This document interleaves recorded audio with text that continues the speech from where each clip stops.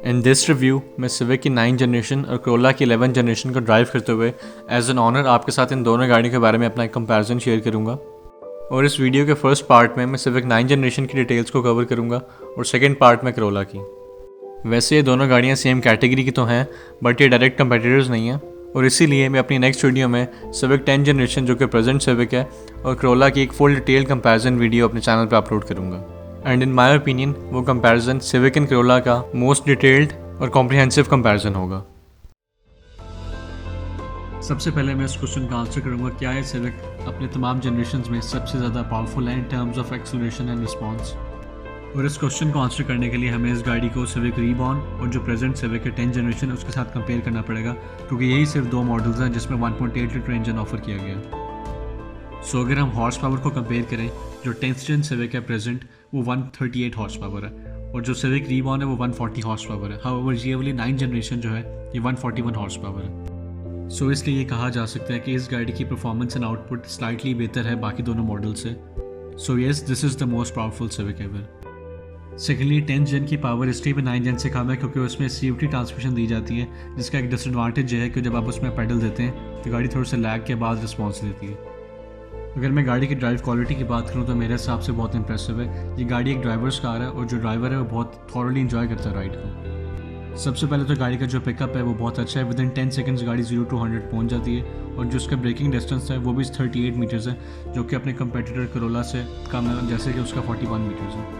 अगर मैं गाड़ी की डाउन साइड की बात करूँ वाइल ड्राइविंग, तो ये प्रॉब्लम ये है कि गाड़ी के कैबिन में बहुत ज़्यादा विंड नॉइज़ फील होती है, जिसकी वजह गाड़ी की पुअर साउंड प्रूफिंग है। और मेरे ख्याल में बिल्कुल भी ऐसी चीज़ नहीं है जिस पे कंपनी का बहुत ज़्यादा एफर्ट करनी पड़े, जैसे कि जिसके कंपेटिटर कोरोला है उसकी साउंड प्रूफिंग इस गाड़ी से बहुत बेहतर है।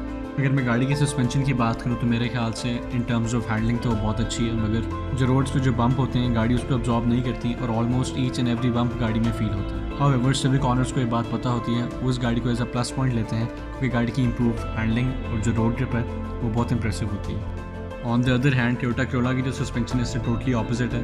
उसमें आपको इंप्रूव्ड हैंडलिंग और रोड ग्रिप है वो तो नहीं मिलती, मगर जो पैसेंजर्स हैं वो बहुत कंफर्टेबल फील करते हैं क्योंकि रोड पे ईच एंड एवरी आने वाले बम्प को गाड़ी एब्जॉर्ब करती है।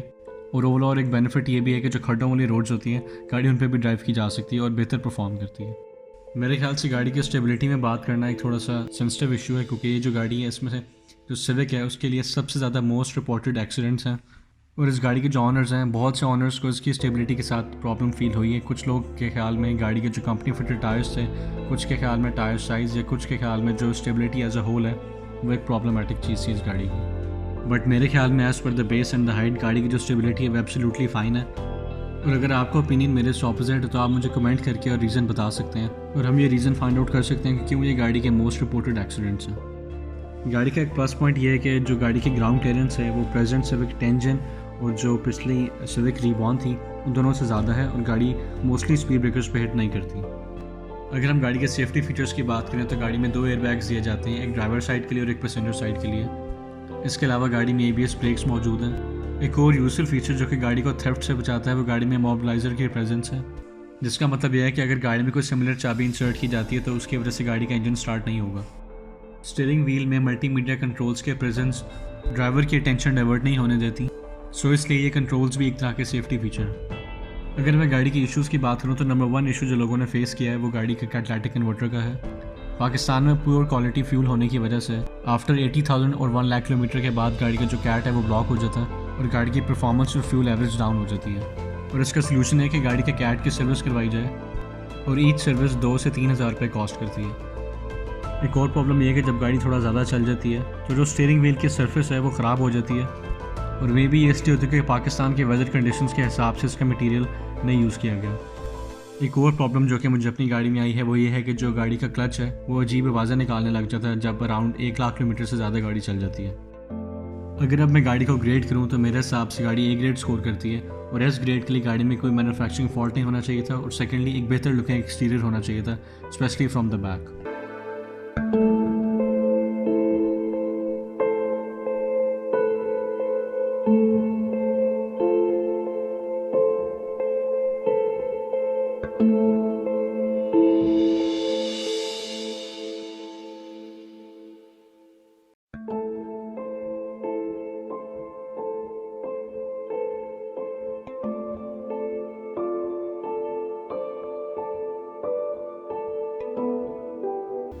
सो फर्स्ट ऑफ ऑल मैं इस क्वेश्चन का आंसर करूंगा कि क्यों करोला दुनिया की मोस्ट सोल्ड गाड़ी है और क्या रीजंस हैं जिसकी वजह से एक गाड़ी कभी नंबर 1 पे रैंक करती है और कभी नंबर 2 पे। और इवन इन पाकिस्तान मेजॉरिटी लोग इसे अगर मोस्ट डिजायरेबल नहीं तो मोस्ट रिलायबल गाड़ी ज़रूर समझते हैं। सो अब मैं करोला की पॉपुलैरिटी के रीजंस आपके साथ शेयर करूंगा और मैं गाड़ी की हिस्ट्री से स्टार्ट करूंगा। सो टू स्टार्ट टोयोटा ने 1966 में फर्स्ट जनरेशन करोला को लॉन्च किया था और आज मैं जिस करोला का रिव्यू कर रहा हूँ ये 11 जनरेशन करोला है जो कि 2014 में स्टार्ट हुई थी। हाउएवर ये स्पेसिफिक गाड़ी 2020 मॉडल है और 1966 से लेकर 2016 तक टोयोटा ने 44 मिलियन करोला के यूनिट सेल किए थे और उस टाइम पे ये दुनिया की बेस्ट सेलिंग गाड़ी थी। हाउएवर उसके बाद भी करोला टॉप सेलिंग गाड़ी थी मगर इसको बहुत टफ कंपटीशन फेस करना पड़ा होंडा सिविक, वॉक्सवैगन और फोर्ड की कुछ गाड़ियों की वजह से। सो करोला की टॉप सेलिंग होने की रीज़न नंबर 1 ये है कि आजकल करोला के जितने भी कंपेटिटर्स हैं होंडा सिविक, होंडा इलांट्रा या कोई भी और कंपेटिटर, जब करोला 1966 में लॉन्च हुई थी तो उस टाइम पे इस गाड़ी का कोई और कंपेटिटर था ही नहीं। वैसे तो ये एक जस्टिफिकेशन सही नहीं है कि करोला पहले लॉन्च हुई और ये गाड़ियाँ बाद में, इसलिए करोला टॉप सेलिंग गाड़ी है, मगर इस केस में कुछ और रीजंस भी हैं जिसकी वजह से करोला टॉप सेलिंग गाड़ी बन गई है। सबसे पहले जो गैप था जब ये करोला पहले लॉन्च हुई और जो बाकी गाड़ियाँ बाद में लॉन्च हुई, इन बिटवीन करोला ने बहुत जल्दी इमेज डेवलप कर ली थी कि वो दुनिया की एक बहुत अच्छी स्ट्रॉन्ग और रिलायबल गाड़ी है और अपनी कैटेगरी में इसे सबसे ज़्यादा ड्यूरेबल और सबसे ज़्यादा अच्छी बिल्ड क्वालिटी वाली गाड़ी समझा जाता था। रिलायबिलिटी और ड्यूरेबिलिटी के अलावा लोगों ने इसके साथ एक लॉयल्टी डेवलप कर ली थी और ये बात ठीक है कि करोला से कोई बेहतर गाड़ी नहीं है in terms of reliability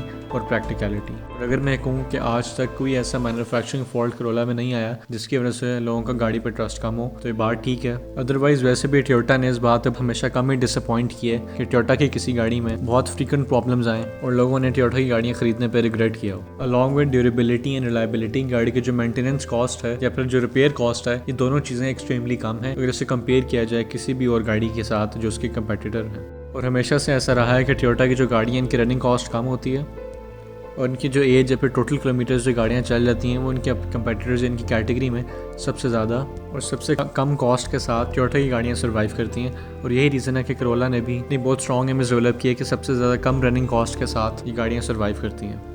combined with practicality Corolla का ये रिकॉर्ड है कि उसने हमेशा अपनी वैल्यू रिटेन की है। और वैसे तो रीसेल ये बात डिफाइन नहीं करती कि एक गाड़ी का कितना क्या पोटेंशियल है और वो कितनी अच्छी है, मगर स्टिल करोला की जो रीसेल वैल्यू और जितने टाइम स्पैन के अंदर ये गाड़ी बिकती है वो बहुत कम है। इन सम केसेस आप गाड़ी घंटों के अंदर भी बेच सकते हैं और आपको एक अच्छी प्राइस पे मिल जाती है। सो अगर मैं सम अप करूँ तो number 1 reason reliability and practicality, number 2 brand loyalty due to cars good build quality, number 3 very less maintenance and repair cost और नंबर 4 ये है कि गाड़ी जो अपनी वैल्यू रिटेन करती है और बहुत जल्दी बिक जाती है। सो ये कुछ रीजंस हैं जिसकी वजह से करोला टॉप सेलिंग गाड़ियों में नंबर 1 पे रैंक करती है। करोला की सक्सेस के बारे में मेरा एक अपना ओपिनियन है जो कि शायद गलत भी हो सकता है। पाकिस्तान में मोस्टली लोग जो कि इस प्राइस ब्रैकेट की गाड़ी लेते हैं उनकी एज 35 से अबव होती है और ये लोग फन या एक एंजॉयबल राइड पे प्रेफर करते हैं कि उनकी गाड़ी एक प्रॉब्लम फ्री प्रैक्टिकल ऑप्शन हो जो कि ज़्यादा देर तक सर्वाइव करे। बट ये एक हार्ड एंड फास्ट रूल नहीं है और बहुत से लोग इस रीज़न के अलावा भी करोला को पसंद करते हैं। मूविंग ऑन, अब मैं अल्टिस 1.8 और अल्टिस ग्रैंडे के जो डिफरेंसेस और सिमिलैरिटीज़ हैं वो आपको बताऊंगा। तो पहले हम वो चीज़ें देखते हैं जो कि दोनों गाड़ियों में सेम है। सो नंबर 1 चीज़ 1.8 CVT और अल्टिस ग्रैंडे जो है इन दोनों में CVT ट्रांसमिशन आती है जो कि सिर्फ करोला 1.8 ही में दी जाती है। नॉर्मली CVT ट्रांसमिशन इतनी रिस्पॉन्सिव नहीं होती और जब आप रेस देते हैं तो हल्का से डिले आता है, उसके बाद गाड़ी रिस्पॉन्स देती है। बट करोला की जो CVT ट्रांसमिशन है वो बहुत एक्स्ट्रा ऑर्डिनरी है और उसका रिस्पॉन्स बहुत अच्छा है और जिस तरह ही आप रेस देते हैं तो गाड़ी बहुत क्विक रिस्पॉन्स देती है। अल्टिस 1.8 CVT और अल्टिस ग्रैंडे की जो नेक्स्ट सिमिलैरिटी है वो ये है कि दोनों में सेम सेफ्टी फीचर्स हैं, सेम इंफोटेनमेंट सिस्टम है और क्रूज कंट्रोल भी दोनों गाड़ियों में दिया जाता है। सो अगर मैं एडिशनल चीज़ों की बात करूँ जो कि ग्रैंडे में दी जाती हैं उसमें नंबर 1 चीज़ सनरूफ है, उसके अलावा पैडल शिफ्टर्स हैं, number 3 push start and smart entry, जबकि जो सिंपल अल्टिस 1.8 है उसमें जैक नाइफ की दी जाती है। इसके अलावा रिवर्स लिंक फीचर ग्रैंडे में दिया जाता है। जब आप गाड़ी रिवर्स करते हैं तो बेहतर विजिबिलिटी के लिए जो साइड मिरर्स हैं वो नीचे बेंड कर जाते हैं। इसके अलावा ग्रैंडे में ऑटो रेंज सेंसर्स दिए जाते हैं। सो अगर आप इसे ऑटो पर सेट कर दें तो बारिश के टाइम ये ऑटोमेटिक अपनी स्पीड एडजस्ट करते हैं, बट वैसे तो इतने एक्यूरेट नहीं है और इतने सेंसिटिव नहीं है। सो ये गाड़ी की एक नेगेटिव बात है, इवन तो गाड़ी में फीचर मौजूद है बट इतना यूजेबल नहीं है। नेक्स्ट चीज़, ग्रैंडे में डिजिटल क्लाइमेट कंट्रोल दिया जाता है। इसके अलावा गाड़ी में कुछ कंट्रोल जो स्टीयरिंग है वो लेदर स्टिच्ड होता है। इसके अलावा ग्रैंडे में लेदर सीट्स दी जाती हैं जबकि जो अल्टिस 1.8 है उसमें फैब्रिक सीट्स। ग्रैंडे में ग्लव बॉक्स के अंदर लैंप भी दिया जाता है। अदर देन दैट जो रेयर पैसेंजर्स हैं उनके लिए रीडिंग लैम्प भी दिया जाता है। एक और इम्पॉर्टेंट चीज़ जो कि ग्रैंडे में दी जाती है वो व्हीकल स्टेबिलिटी कंट्रोल है, जिसकी वजह से गाड़ी की जो स्टेबिलिटी है वो थोड़ी बेहतर हो जाती है। बट इवन देन मेरे ओपिनियन में गाड़ी की road trip and stability up to the mark नहीं है और हाई स्पीड हैंडलिंग गाड़ी की बहुत कमज़ोर है। 2017 में गाड़ी का एक फेसलिफ्ट आया था जिसकी वजह से गाड़ी में बहुत ज़्यादा एक्सटेंसिव चेंजेस आए थे और गाड़ी के स्ट्रक्चर के अलावा बहुत कुछ चेंज कर दिया गया। और जो सिविक 10 जनरेशन है उसके लॉन्च के बाद टोयोटा ने होंडा सिविक के साथ कम्पीट करने के लिए नेक्स्ट जनरेशन मुतारिफ करवाने के बजाय एक फेसलिफ्ट दिया जो कि इतना कम्पिटिटिव फेसलिफ्ट था कि सिर्फ एक फेसलिफ्ट की आने से गाड़ी जो है वो सिविक के साथ कम्पीट करने लग गई है और इसीलिए लोग इसे ट्रू फेसलिफ्ट कहते हैं। मूविंग ऑन, गाड़ी की ड्राइव क्वालिटी चेक करने के लिए मैं गाड़ी की acceleration and response, suspension, braking, comfort और सेफ्टी की बात करूँगा। So firstly acceleration and response. वैसे अगर इंटरनेशनली देखा जाए गाड़ी का जो इंजन है वो ऑब्सोलीट हो चुका है, बट स्टिल अगर इसको उसी हिसाब से देखा जाए जो इस गाड़ी का इंजन है तो मेरे ख्याल में अपनी कैटेगरी में सिविक से बेहतर इसका गाड़ी का एक्सेलरेशन एंड रिस्पॉन्स है और बहुत इंप्रेसिव है। इसकी 0 to 100 की फिगर 9.5 सेकंड्स है।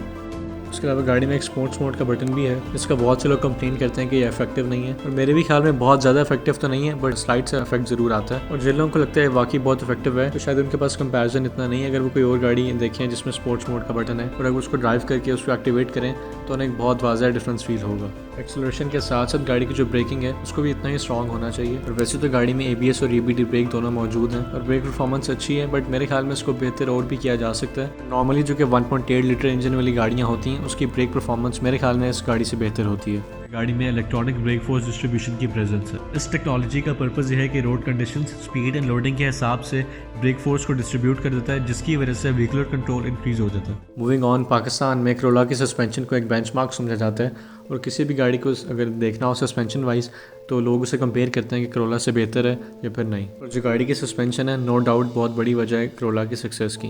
वैसे पाकिस्तान के अलावा और इवन इन पाकिस्तान बहुत से लोग इस तरह के टाइप ऑफ सस्पेंशन को पसंद नहीं करते और उसकी वजह यह है इवन तो गाड़ी की सस्पेंशन बम्प्स के इम्पैक्ट को अब्जॉर्ब करती है और एक बहुत कंफर्टेबल राइड देती है, बट स्टिल इसका एक ड्रॉबैक ये भी है कि जो गाड़ी की हैंडलिंग है वो इतनी रिस्पॉन्सिव नहीं होती और गाड़ी की हाई स्पीड हैंडलिंग भी बहुत कमज़ोर होती है। इसके अलावा गाड़ी चलाने का जो ड्राइविंग प्लेजर है वो भी बहुत कम होता है और आपको गाड़ी पे एक बहुत अच्छा कंट्रोल फील नहीं होता। बट नॉर्मली जो लोग करोला चूज़ करते हैं वो इस चीज़ के बारे में इतने कंसर्न नहीं होते। वेयर एज जो होंडा सिविक के फैंस हैं उनके लिए ये एक बहुत इंपॉर्टेंट चीज़ होती है। इसीलिए अगर देखा जाए तो होंडा सिविक की स्टेबिलिटी, रोड ग्रिप, हैंडलिंग और जो स्टीयरिंग रिस्पॉन्स है इन सब मामलों में सिविक करोला से बहुत बेहतर है, बट स्टिल कुछ लोग ये प्रेफर करते हैं और कुछ वो। सो टोयोटा इस मसले की एक तरफ है और होंडा उस तरफ, और लोग भी सॉफ्ट सस्पेंशन और बेहतर ड्राइविंग प्लेजर और इम्प्रूव हैंडलिंग में से चूज़ कर लेते हैं।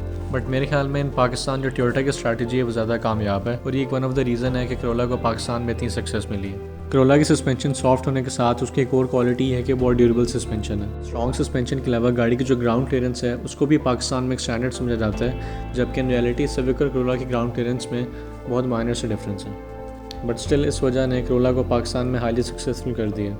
मूविंग ऑन, अगर मैं गाड़ी के सेफ्टी फीचर्स की बात करूँ तो गाड़ी में 2 airbags, ABS plus EBD brakes, vehicle stability control और इमोबिलाइजर दिया जाता है।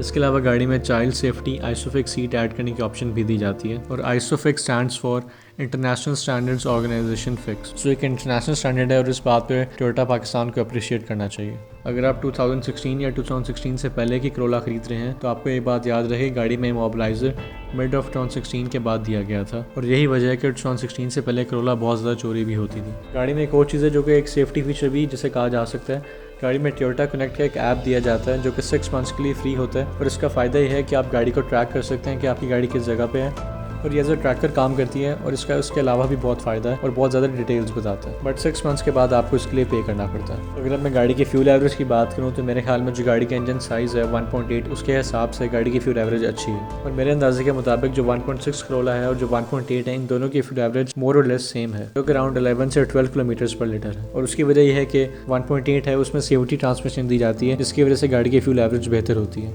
जबकि 1.3 करोलास की फ्यूल एवरेज इन दोनों गाड़ियों से बुरी है क्योंकि वो अंडर पावर्ड है और उनका power to weight ratio optimum नहीं है। अब मैं उन चीज़ों की बात करूंगा जो कि मेरे ख्याल में करोला के नेगेटिव पॉइंट्स हैं। सो नंबर 1 चीज़ गाड़ी की विजिबिलिटी। अगर आप करोला के अलावा कोई और गाड़ी भी चलाते हैं तो आपको फील होगा ड्राइविंग करते हुए आपको बहुत कंजस्टेड सी फील आएगी और जो विंडस्क्रीन का स्टाइल है जिस तरह वो वर्टिकल उसका जो विजिबिलिटी है वो बहुत कम है जिसकी वजह से आपको बहुत कंजस्टेड फील आती है। बट अगर आपको गाड़ी की आदत हो जाए तो फिर ये चीज़ आपको उतना अनॉय नहीं करती। इसके अलावा जिस प्राइस ब्रैकेट में गाड़ी आ चुकी है मेरे ख्याल में टोयोटा को चाहिए था कि electronic hand brake, brake hold और इलेक्ट्रॉनिक ट्रंक ओपनर इन तीनों चीज़ों को ऐड करते हैं। खास तौर पे मेरे ख्याल में अगर आप ब्रेक होल्ड यूज़ करते हैं तो आपको फील होता होगा ये एक बहुत कन्वीनियंट फीचर है। लेकिन अगर मैं गाड़ी की पॉजिटिव चीज़ों की बात करूँ तो गाड़ी का जो इंटीरियर रूम है वो बहुत स्पेशियस है और जो रेयर रूम है वो बहुत कंफर्टेबल है और उसमें कोई हम्प नहीं है, इसलिए जो सेंटर में जो बंदा बैठता है वो भी कंफर्टेबली ट्रैवल कर सकता है। एक और जो गाड़ी का बहुत बड़ा प्लस पॉइंट है जो कि मेरे ख्याल में इस रेंज में पाकिस्तानी गाड़ियों में सबसे अच्छा करोला का है, वो गाड़ी के रोड की कैबिन नॉइज़ है। रोड नॉइज़ और विंड नॉइज़ गाड़ी में बहुत कंट्रोल्ड है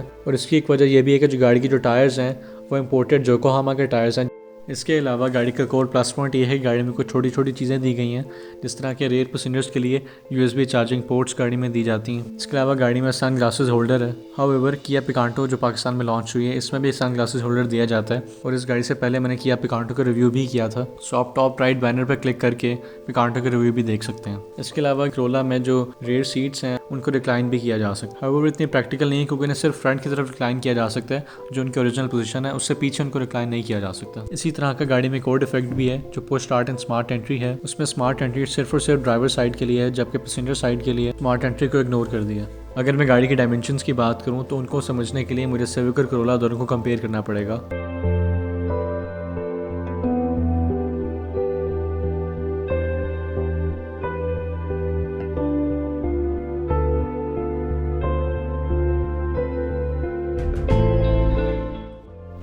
अगर अब मैं गाड़ी को ग्रेड करूं तो मेरे हिसाब से गाड़ी A+ स्कोर करती है और S ग्रेड के लिए गाड़ी की high speed handling, road trip, drive quality और इंटीरियर डिज़ाइन को बेहतर होना चाहिए था।